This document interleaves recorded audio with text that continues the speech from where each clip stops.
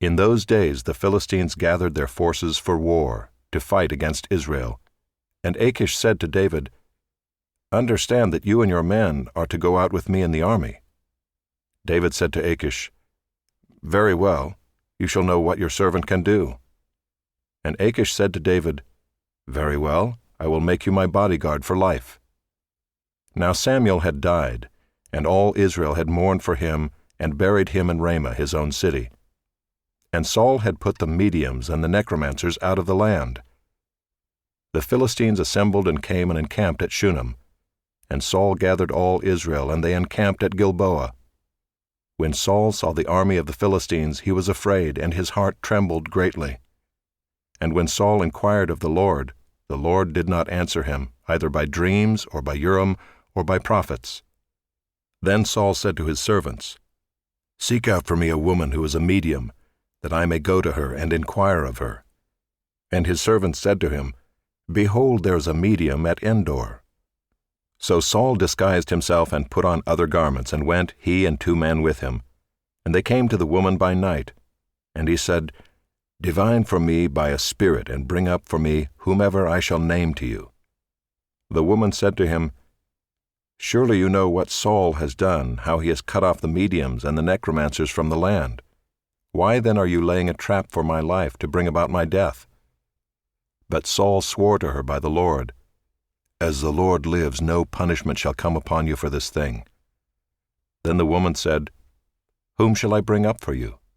He said, "Bring up Samuel for me."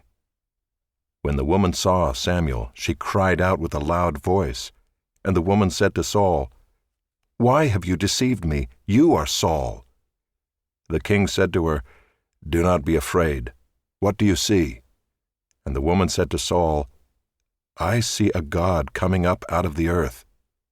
He said to her, "What is his appearance?"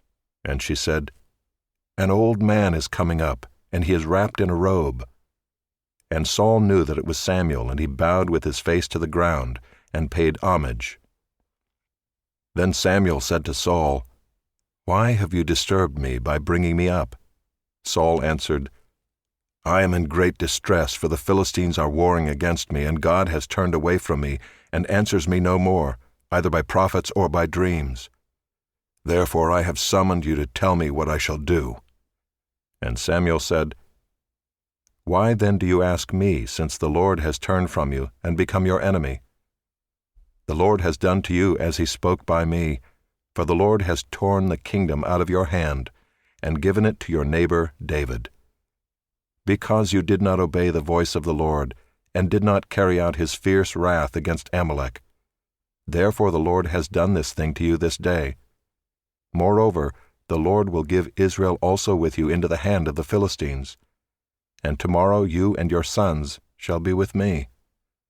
The Lord will give the army of Israel also into the hand of the Philistines." Then Saul fell at once full length on the ground, filled with fear because of the words of Samuel. And there was no strength in him, for he had eaten nothing all day and all night. And the woman came to Saul, and when she saw that he was terrified, she said to him, "Behold, your servant has obeyed you. I have taken my life in my hand, and have listened to what you have said to me.